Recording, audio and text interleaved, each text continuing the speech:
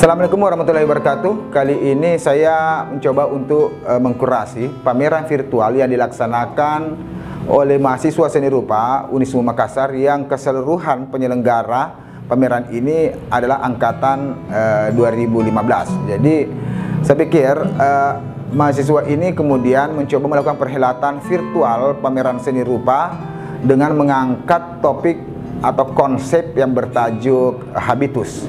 Saya pikir ini menarik karena habitus sangat populer di telinga kita bahwa habitus merupakan sebuah gagasan-gagasan yang sudah dipopulerkan oleh Pierre Bourdieu yang melihat bagaimana proses internalisasi masyarakat dalam membentuk kelompok-kelompoknya. Dalam posisi tersebut, kelompok-kelompok itu kemudian mencoba melakukan dominasi-dominasi. Dari dominasi-dominasi itu lahirlah kelas-kelas sosial yang biasa kita kenal sebagai sebuah praktek-praktek sosial. Dan saya pikir habitus yang diangkat oleh penyelenggara pameran ini melihat bagaimana proses internalisasi perupa di dalam membentuk habitusnya. Jadi ini menarik ya, karena di dalam habitus ini mencoba menjawab bagaimana dikotomi antara perupa dan masyarakat, bagaimana dikotomi antara struktur dan agensi, dan bagaimana dikotomi dalam mengekspresikan karya antar kebebasan dan determinasi. Saya pikir ini menarik karena ada hal yang ingin dijawab di dalam sebuah proses dalam berkarya mahasiswa ini. Dan ini kemudian kita bisa lihat bahwa ada semacam kelas-kelas sosial yang terbentuk terutama juga di dalam pembentukan masyarakat, khususnya masyarakat seni. Dari situ dalam kelas-kelas sosial tersebut tidak hanya berbicara tentang wilayah ekonomi, tetapi juga berbicara tentang hal-hal yang bersifat kultural. Dari situ bagaimana gagasan, ideologi, pengetahuan simbolik perupa itu diterjemahkan dalam bentuk karya-karya. Pada posisi ini saya mencoba mengkurasi beberapa karya-karya yang ditampilkan melalui perhelatan pameran virtual bertajuk habitus ini. Ada 6 mahasiswa angkatan 2015. Saya menguraikannya mulai dari Nur Fadila. Nur Fadila ini mencoba mengangkat karya seni pirografi. Jadi saya pikir pirografi biasa kita kenal bahwa pirografi itu sudah mulai muncul itu di abad ke-17 dan mencapai kemasannya pada masa keemasan itu muncul pada abad ke-19. Itu terutama di wilayah Eropa, Amerika dan seterusnya. Dan saya pikir pirografi ini adalah sebuah bentuk eksplorasi karya dengan teknik bakar ya, atau biasa disebut dengan fire painting. Jadi dulu fire painting ini digunakan dengan biasa menggunakan lensa pembesar, menggunakan pembakaran manual. Bahkan apa yang dilakukan dan ditampilkan oleh Nur Fadila juga sudah menggunakan pembakaran dengan teknik solder. Dan saya pikir perkembangan ini juga mengikuti perkembangan teknologi modern saat ini dalam menciptakan sebuah karya dengan menggunakan media kayu. Padahal kita kenal bahwa karya-karya pirografi itu justru dulu sudah menggunakan media kulit, cangkang dan seterusnya, dan sampai sekarang sudah berubah menjadi pada media kayu. Saya pikir apa yang dilakukan oleh Nur Fadila merupakan suatu cara mereka mengembangkan bagaimana karya pirografi ini bisa dibedakan dengan karya-karya pirografi yang lainnya. Karena pirografi yang lainnya itu sudah banyak melakukan karya pirografi, tetapi Nur Fadila mencoba menjawab kecemasannya untuk membedakan dirinya, membedakan karyanya dengan karya-karya yang lain. Saya pikir ini adalah proses becoming untuk mengenal dirinya, mengenal karyanya yang secara distinktif dia bisa hadir dalam sebuah arena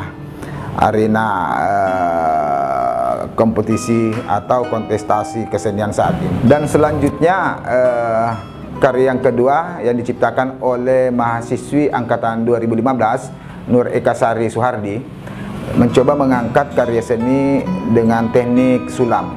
Saya pikir ini juga menarik karena teknik sulam ini sudah bahkan secara diakronik sudah hadir sejak di abad ke-14 di Mesir. Jadi teknik sulam ini berkembang di Mesir pada abad ke-14 dan selanjutnya terjadi semacam difusi, penyebaran nilai, penyebaran teknik dan seterusnya itu di abad ke-18 dan sampai di abad ke-19.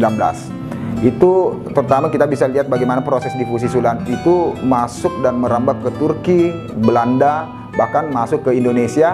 Di Indonesia sampai di Sulawesi Selatan itu dibawa oleh perdagangan Gorontalo. Jadi teknik sulam itu dibawa oleh pedagang Gorontalo masuk ke Sulawesi Selatan, dan tentu di situ juga terjadi inovasi-inovasi praktek-praktek kesenian, terjadi sebuah perubahan-perubahan bagaimana teknik-teknik dekorasi dan seterusnya, sama halnya dengan apa yang dilakukan oleh Eka. Dan Eka ini juga melakukan semacam inovasi-inovasi dengan menggunakan objek faunal, dengan menggunakan media bantal. Dan saya pikir ini juga menarik karena tradisi seperti ini adalah tradisi yang sudah lampau, sudah lama dijadikan sebuah praktek-praktek artistik yang sangat menarik, adalah sebuah karya-karya seni rakyat yang saat ini sudah mulai hilang dan tergerus dengan hadirnya raksasa industri, pemilik modal besar, sehingga praktek-praktek ini mulai hilang. Saya pikir apa yang dilakukan oleh Eka juga merupakan satu upaya untuk melangsungkan ekonomi kerakyatan dengan bentuk teknik sulam. Saya pikir apa yang dilakukan Eka adalah sebuah upaya untuk memberikan semacam gambaran tentang fenomena sulam yang sudah mulai ditinggalkan saat ini, terutama di era kontemporer. Selanjutnya yang ketiga ada karya kaligrafi ya. Ada dua, dalam perhelatan ini ada dua mahasiswa yang menciptakan karya seni lukis kaligrafi, yaitu Rahmat dengan Muhammad Yunus. Tapi dalam kedua karya seni kaligrafi ini cukup memberikan semacam perbedaan atau distingsif di antara keduanya. Kalau kita melihat karya seni lukis kaligrafi Rahmat, tentu ada upaya untuk menciptakan semacam stilisasi bentuk, khususnya bentuk-bentuk faunal dengan menggunakan garis-garis spontan. Dan bentuk yang diciptakan di dalam karya kaligrafi Rahmat ini cukup spontanitas, cukup memberikan semacam efek-efek yang lebih dinamis. Itu terlihat dengan karya yang bertajuk Fat, ya, Al-Fat. Saya pikir ini menarik karena di samping perkembangan seni lukis kaligrafi sangat mendominasi, khususnya di dalam karya-karya seni Islami, di situ juga terdapat upaya kontestasi bentuk, inovasi dalam karya-karyanya. Dan saya pikir itu juga yang dilakukan oleh Rahmat dan juga dilakukan oleh Muhammad Yunus. Muhammad Yunus, yang membedakan dengan karya Muhammad Yunus, mencoba menciptakan karya-karya kaligrafi yang bersifat emboss. Jadi ada upaya untuk menciptakan teks-teks kaligrafi ini yang ekspresif, menonjol dengan menggunakan warna-warna monokromatik. Saya pikir hal tersebut adalah sebuah proses becoming juga, proses untuk menjadi dirinya yang membedakan antara karya-karya kaligrafer yang lain dengan kaligrafi yang diciptakan oleh Rahmat maupun Muhammad Yunus. Ini adalah perhelatan yang sebenarnya untuk menegasi bahwa apa yang dilakukan oleh Rahmat dan Yunus adalah upaya untuk menciptakan distingsif, pembedaan antara karya-karya mereka dengan karya-karya yang lainnya. Dan karya-karya distingsif ini dituangkan dalam bentuk eksplorasi teks, bentuk yang sangat spontanitas dari teknik dan seterusnya. Dan saya pikir ini menjadi bukan akhir tetapi menjadi awal mereka untuk terus menciptakan satu gagasan-gagasan estetika bentuk yang mungkin bisa dieksplorasi lebih dalam lagi sebagai sebuah penanda terhadap perbedaan dirinya dengan pengalaman-pengalaman yang lain. Selanjutnya yang terakhir adalah karya Fitrah, ya, Fitrah Nur Hasanah atau biasa dipanggil Fitrah. Fitrah ini mencoba menciptakan karya seni ilustrasi dengan menggunakan pensil warna dan pastel. Dan saya pikir teknik yang dilakukan oleh Fitrah ini cukup menarik juga karena di samping ada unsur-unsur seni rupa yang dipertimbangkan, yang diperhitungkan di dalam mewujudkan satu frame karya seni. Karya-karya mereka juga cukup realis, ya, dan sangat eksotis. Jadi kita bisa melihat bagaimana eksotisme laut yang ditampilkan oleh Fitrah itu menjadi semacam ruang habitat baru di dalam biota laut, dan itu ditampilkan melalui perkawinan atau sinergitas antara fenomena eksotisme laut dengan bentuk-bentuk yang diwujudkan secara estetik dengan menggunakan unsur-unsur seni rupa. Saya pikir Fitra Nur Hasanah ini kalau secara mendalam, secara maknawinya, bahwa sesungguhnya Fitra memiliki kepedulian tinggi terhadap ekosistem laut. Itu terbukti dengan bagaimana melihat bagaimana Fitra menampilkan eksotisme laut yang justru sampai saat ini sudah mulai hilang, tergerus dengan hadirnya limbah-limbah laut, sampah plastik, pengapuran karang dan seterusnya. Upaya yang dilakukan oleh Fitra sesungguhnya untuk mengingatkan kembali bahwa kejelitaan laut sesungguhnya itu bisa hadir melalui kepedulian ekosistem laut yang dilakukan oleh manusia, yang tentu harus melawan kepentingan kapital, kepentingan industrial. Dan saya pikir ini menarik diapresiasi bukan cuma pada wilayah eksotis, tetapi wilayah pesan-pesan yang ditampilkan melalui karya-karya ilustrasi yang bertajuk ekosistem laut. Dan yang terakhir adalah karya Rizka Utami dengan mengangkat karya tekstil.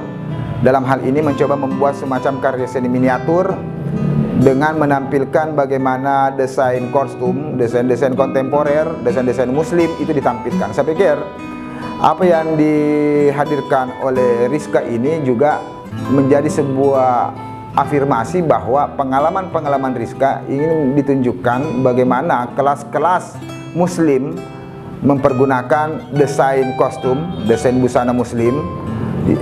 Itu terlihat dengan karya-karyanya yang bertajuk elegan, rose gold dan seterusnya.